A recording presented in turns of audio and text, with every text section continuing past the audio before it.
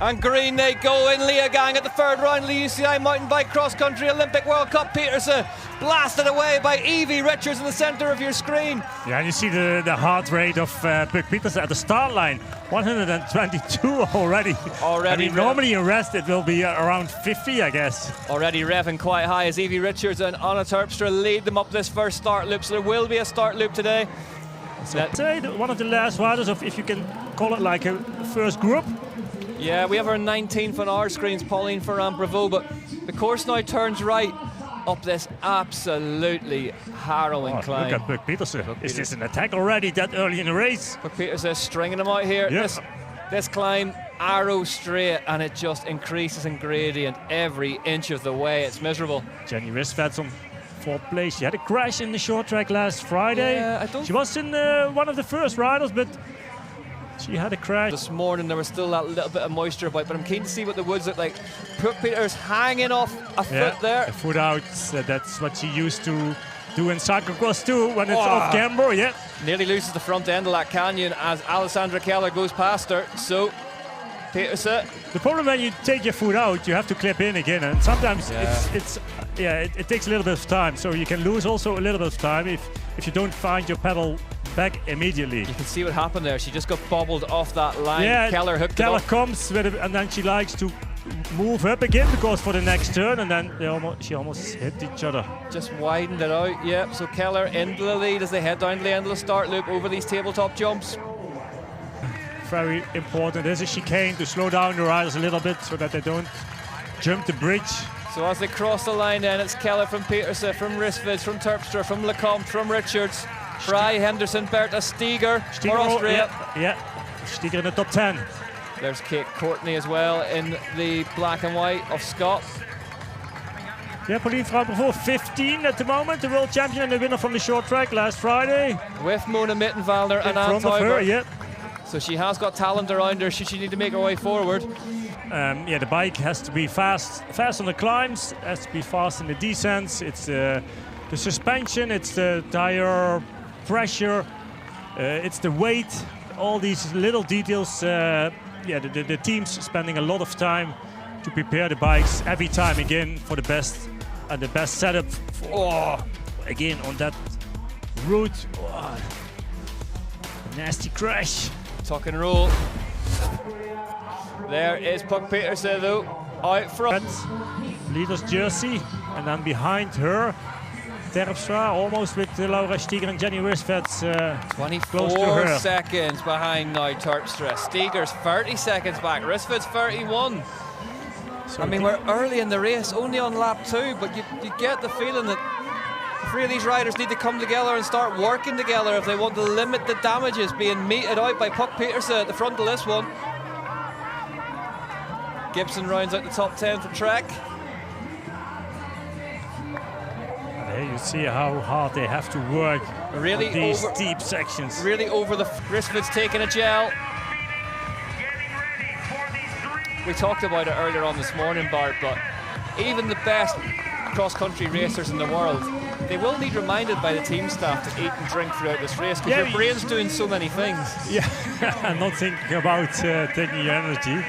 Bit of downhill as well at the World Cup level. But also Puk Petersen, she did Strade Bianchi, the road race, the gravel road race, where she finished 5th. I think it's a really interesting time to be a cycling fan because you can pretty much tune into any discipline you want now and see a name you recognise, 2 or 3 names you recognise, and it's part of this new generation of racers, really started by Pauline Ferrand-Prévot in terms of, I'll race anything, put me on a race bike, I'll get you a medal out of it. She got 4 rainbow jerseys last 4 in 3 months. A 3-month campaign of terror across the UCI World Championship titles. Yeah, but the depth of the strength of the field of the women's category, it's so huge.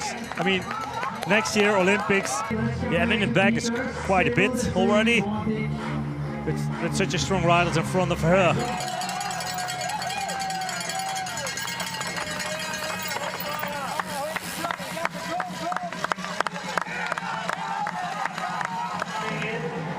We should get you in to do the Enduro course preview next time out then, Bart. Yeah. Get a bit of payback on Carlson. Yeah, he was on his bike for 9 hours, he told me. 9 hours, 6,000 vertical meters descended in the That's a big Enduro day. race. Oh, 6,000. it almost made him slightly less enthusiastic and quieter as well, but sadly not to be. That's good to see. Everyone's heart rate, of course, different, but interesting to see what the big names are doing. And Mtb Xco now battling for that second place. In the chasing group with Laura Stiger and Ristvedt behind her. Bit of cat and mouse going on behind them. 2 to go when they cross the line. Maybe the battle for the best Austrian rider. Look how hard Peters is going over the line. Yeah. But all the time again, on every part of the course, pushing really hard. It's what Nino did in Landsrijd. That's what Puk did this year. Is that still part of the plan, or is that just I feel that I think good? that's what mountain biking is these days. Yeah. You have to take every second on the course, every part of the course to push hard. Really interesting. The descents. Again to draw parallels. There at the podium places, there is Pauline Ferrand-Prévot on the Pinarello Dogma.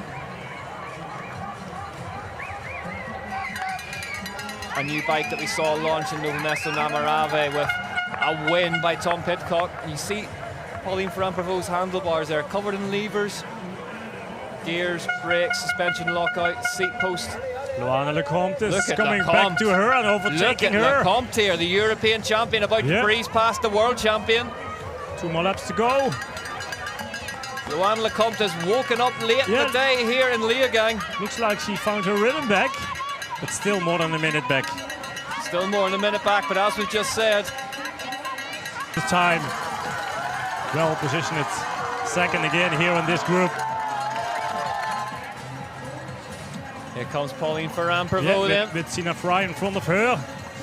Sina Frey having a good day out there. Yeah, I think she overtook Pauline Ferrand-Prévot again. Sina Frey in 6th now behind Lecomte, the next rider ahead of her. So for Pauline, important if it comes down to the general classification. The leader's jersey. And also Luana Lecomte back for a podium spot.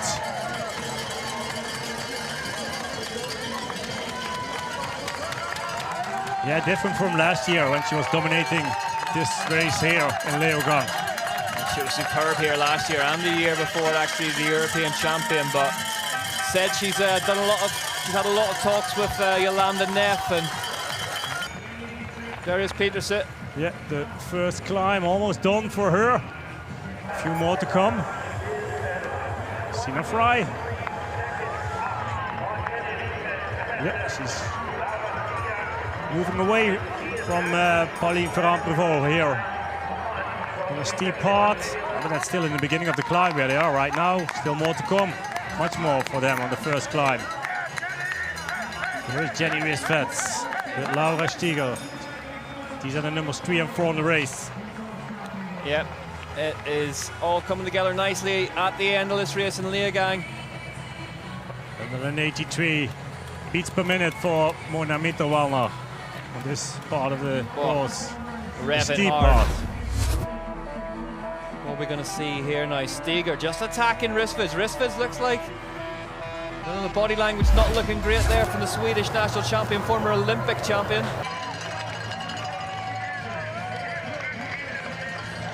Yeah, I look back over her shoulder. Nobody's there. 41 seconds to the second place. Stiger on 3rd place. There is a swimming pool that Bart and I were denied permission to commentate from. Pauline Ferrand-Prévot up into 7th now, 2:26 back. Not her day today, behind Sina Frey. Apart from anything else, the 2 Austrian riders will be happy to have beaten all the Swiss riders, but there was no beating this woman. No. The leader. In some style. I would say leading from start to finish. Yeah, absolutely. Starts to celebrate now as well, she might. What a performance. Carefully does it off the bridge, but make no mistake, shots fired here in leogag as Puck Petersen takes to the line and tells the cross-country world that she is #1. Puck Petersen wins the UCI mountain bike cross-country Olympic, the 3rd round here in leogag in Austria, to add to her points overall lead, in what must be the performance of the season so far. Puck Petersen, Mona Mitterwallner, Stiger, Rissveds, Lecomte, Fry, Ferran, Prevost, Terpstra, Courtney and Yolanda Neff in 10th, 2:42 back. Berta, Gibson, Loiv, Tauber, Fioki, Batten, Spezia, Keller in 18th, Steffi Haberling in 19th.